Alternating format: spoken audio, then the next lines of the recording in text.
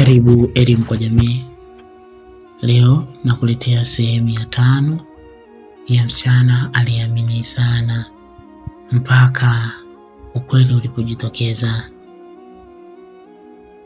Hii ndiyo sehemu ya mwisho.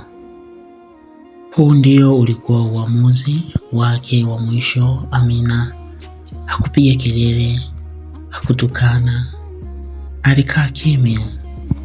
Alichagua kujiheshimu, akaondoka bila drama.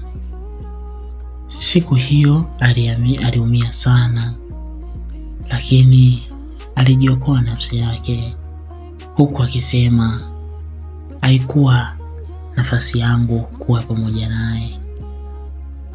Funzo: upendo bila uaminifu hauishi. Je, wewe ungechagua nini? Kusamehe au kuondoka? Write in the comments.